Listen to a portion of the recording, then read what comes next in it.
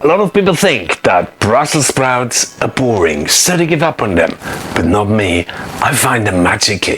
So I decided that I will give Brussels sprouts a main stage at this year's Christmas lunch and turn them into an entree. But to do that, I needed to get the approval of my wife. She is very traditional when it comes to Christmas, and in case she does not approve, I thought I still want to upgrade Brussels sprouts for this year's Christmas turkey. Like these or those. My favorite. Now, with my background in having worked and owned Michelin star restaurants, I felt turning Brussels sprouts into something magical while keeping it simple to do was a challenge I could take on. With the tart, I thought I'd add hazelnuts, but it's Christmas that asks for something spectacular. Bacon and sprouts, always a winner. But truffles, that's another level, and so is Gruyere cheese, especially as a sauce. I think I'm onto something. So I picked the prettiest sprout and trimmed them, but that caused a bit of wastage. I thought that's okay, because I could use them in my Brussels sprout puree in a minute. The puff pastry for the casing I cut into circles and pressed it into a ring, but I baked it on its own to make it extra crispy. To do that, I covered it with baking paper, filled in baking beads and baked it at 108 degrees Celsius. The Brussels sprouts I steamed for 5 minutes and set them aside. Because I was all excited about making my truffle custard, I started that with the bacon, which I finely diced. Next, I roasted it golden brown. The yummy fat I saved to roast my Brussels sprouts in. Oh, I got sidetracked. Yes, the custard. I got some milk, I added truffles, I blended it, and I poured it into a pot and placed it onto a high heat. The recipes you have in the link below. Next, I placed an egg into a bowl and I whisked it foamy. A bit of flour and over the boiling hot milk. I guess salt and pepper goes without saying. I returned the mixture back to the pot and brought it to the boil under constant stirring. So why did the egg not curdle? Because of the flour. It will stop the proteins from reconnecting. Easy if you know. Then I took it off the heat and added hazelnut meal and butter. Done.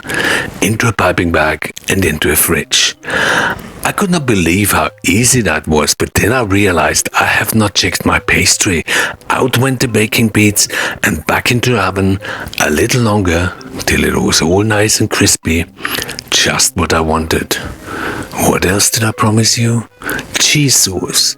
This was easy too. I peeled and sliced some shallots and cooked them in some butter with no color. White wine went in and I boiled it down to a syrup. I love cream, but it needed reducing, only 3 to 4 minutes. But before I added the cheese, I needed to turn the heat off. Why? Too hot and the cheese will break or separate. So I blended it in, but I realized the shallots did not dissolve. So I had to strain it. Wow, that was so delicious. I really felt I'm onto something here. Okay, the sprouts. I cut the ends and the tops to make them nice and even. Those trimmings? Wait. Instead, bacon fat into a pan to roast the sprouts for extra flavor. The hazelnuts are roasted straight after, but the sprouts needed arranging, and the hazelnuts went into the gaps. Yum. I'm sure you heard the term, clean as you go. So it was time to get rid of those trimmings and make Brussels sprout puree. I chopped up all the bad looking ones and the centers from the version I'll show you after. Wow, guess what I just found in the bottom of my fridge drawer?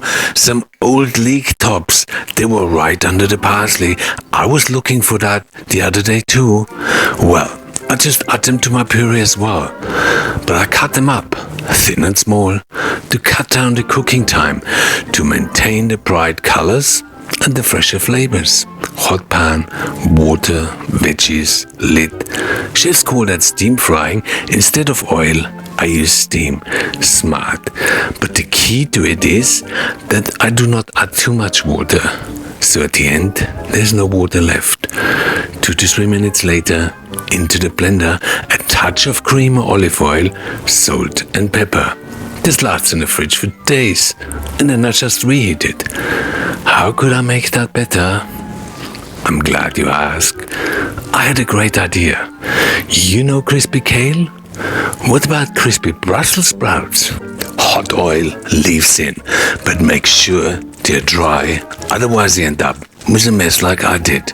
Wow, I was surprised with myself, and in that spirit I went on to my most traditional version of Brussels sprouts. I trimmed them and cut them in half, and like before I steamed them for 2 to 3 minutes. So why do I steam and not boil? Boiling is too aggressive.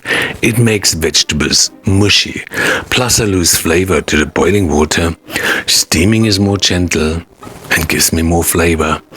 However, boiling or steaming, I need to make sure I don't cook my green vegetable for longer than 5 to 6 minutes. Why? Otherwise they lose their bright green color, and after cooking I also made sure I quickly got the temperature below 60 degrees Celsius. Above 60, the green chlorophyll starts to break down. Look how green they are. Simply because I knew what's going on. But why did I steam them before roasting? To break down their cellulose, so they become tender and juicy, as roasting them from raw is no good. You have an uneven heat in the oven and they end up chewy because I dehydrate them. They become a bit like dried fruits. I have a video on that and I place a link below where I explain that all much better. To finish them, again, a pan, my bacon fat. A minute later, they looked like that. Same on the other side. It couldn't be any easier. Bit of garlic and thyme and salt and pepper. What do you think? Now, could I make that better? Not better, but crispier. For that, I dipped the custard into egg white and then rice flour. Yum! Brussels sprouts with a crunchy coating. I was happy, but now my favorite. Why? Bacon. Everything with bacon tastes better, don't you agree? So I got all the leaves of the sprouts, the centers I sliced finely. The bacon I diced, the garlic I chopped. From there on it was easy. Hot pan, butter, bacon golden brown. I don't know about you, but I like pine nuts with bacon. The garlic, a little thyme, sprouts, salt and pepper. 1 to 2 minutes. The leaves should be still half raw, so they don't wilt too much. Chopped parsley, too easy. Again, I was surprised with myself, but as I indulged in my ego, I realized I completely forgot about my tart. So I got the shell out, I got the custard out, I piped it into the shell. Remember the bacon from before? Look at that now. How easy was that? All I needed to do was to flip it over and warm it in the oven for 10 to 15 minutes. But when I took it out, it did not look great, to be honest. That's not going to cut it for my Christmas lunch. So I had to quickly come up with something. And as I was thinking, I also realized my tart is missing several crucial flavors. I knew I'd bitter from the nuts and the sprouts. Salt was fine too, but no sweet, no sour, no umami, and no kokumi. So how could I fix all those four with one hit? Chicken stock with a little sugar and some acidic white wine. I boiled it down to a sticky glaze. Good idea, but it did not work. I was after the consistency of jam. What makes jam thick anyway? Of course, pectin. I added some. Wow, it worked. And again, I surprised myself. I felt I'm on a run here. My jam-like chicken stock went over the tart, a bit more cheese, and shaved hazelnuts. Wow. But then I realized my tart will no longer be suitable for vegetarians. I almost managed it. Oh well, next time. Instead, I made it even prettier with thyme and its flour. But since I was a thyme, I thought it's time to taste it and see if my Brussels sprout tart will cut it for this year's Christmas. And do you still remember my cheese sauce?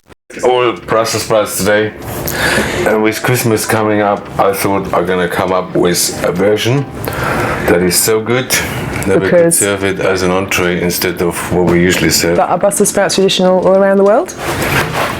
Yes, I think. I mean, yeah. I hope so. I know. I mean, being England, they are English. I think definitely they're over there. Definitely the northern hemisphere. Yeah. Okay, But that's a lot of green. A lot of Brussels sprouts. I hope you love Brussels sprouts, and if you don't, you might at the end of this video.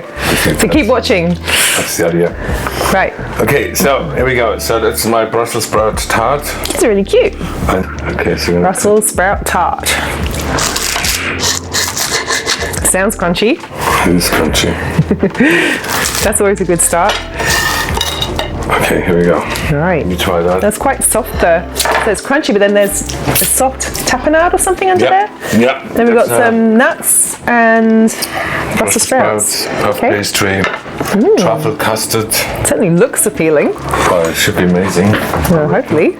Yeah, but Brussels sprout tart doesn't exactly sound appealing to the average person, but it looks appealing, so that's a tick so far. Oh, and what's that? The cheese sauce. Cheese sauce. Okay, not too much, not too much. I've got to be able to taste the tart. What's the tapenade at the bottom? Truffle custard. Oh, wow. Okay.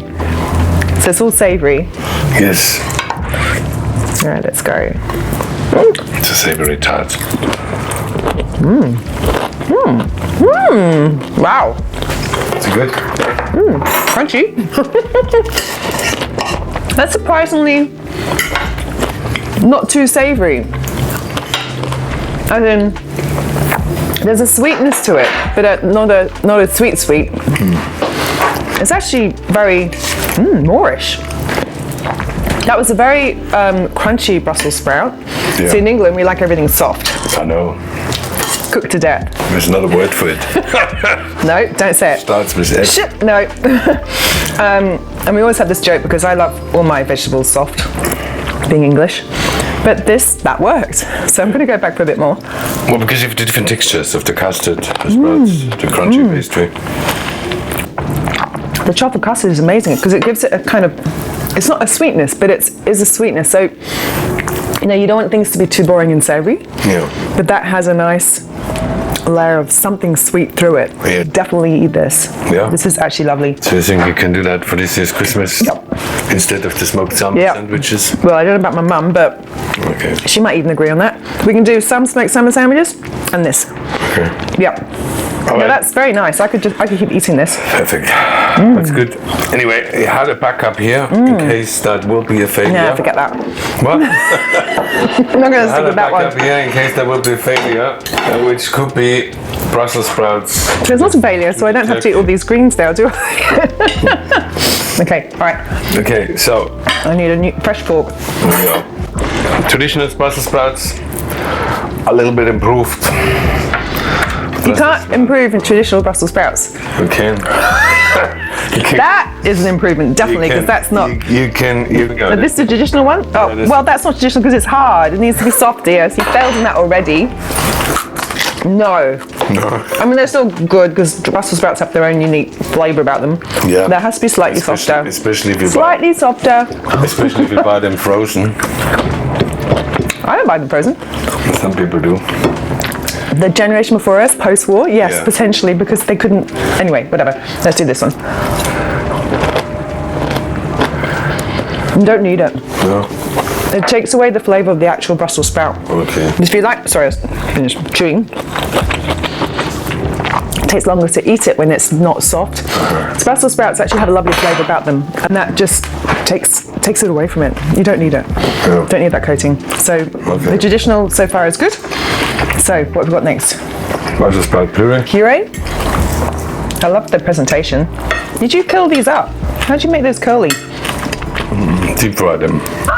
Now you wouldn't know that unless I actually saw that. People might have thought that you just peeled a bit off and put it on, but look at the work and effort that's gone into that. I just like the look of that for that reason, so I'd definitely say that. So yes, probably tried it. Yeah. Yeah. Yeah, okay. It doesn't taste like Brussels sprouts like this one does. Yeah. But it's a good way, as you say, to use up Brussels sprouts, and it looks fabulous as well. And it's greens. Yes. So if you want your children to have your greens at Christmas time or any time of the year, that's a good way to get into them. Okay. Yep. Well, Ever being the practical mum. Okay, tell me more about this one then. That's sort of my favorite, you know, lots of garlic, bacon, really good flavors, you know. I think they're best in terms of flavor and texture. Okay. It looks nice again. So it's like a salad. No, I would call it a Brussels sprout stir fry. But you could say, oh, that's like a Brussels sprout salad, but when you eat it, every component is warm, every ingredient is warm. Yeah. No, that's lovely. That's completely different again. Yeah. I think that just comes down to a matter of preference. Yeah. But my favourite today, the original Brussels sprouts, and that one. They're all very good. Yeah. But the tart is amazing. That's definitely a double thumbs up for me, dear. Yeah. People are going to start thinking I'm lying. You've got to do something where I don't like it. Well, you just paint my version. Oh yeah, that one. Yeah, I don't like those ones. I thought that's going to be a winner. Yeah, but that's great. I have that for usually breakfast. Yeah, but even on Christmas morning, sometimes tradition in England to have smoked salmon and scrambled eggs on toast. Hello, my sister in London. I would suggest having that instead. That's my plan. Yeah, with a glass of champagne. Yeah, that's my plan. Oh well, there you go. You won. Alright. Yay! So I hope you liked that. Check out my video on coq au vin, because I think those Brussels sprouts, those ones will be nice to start. And yeah, otherwise, thank you so much for watching, and I hope you have a successful Brussels sprout experience at this year's Christmas. And Thanksgiving. So that's already gone. Oh. It was last week. Okay. Okay, and Christmas. Merry Christmas, Happy New Year. Well, we're going to do a video before Happy New Year, aren't we? What? For New Year. Yeah, sure. All right, anyway, see you later.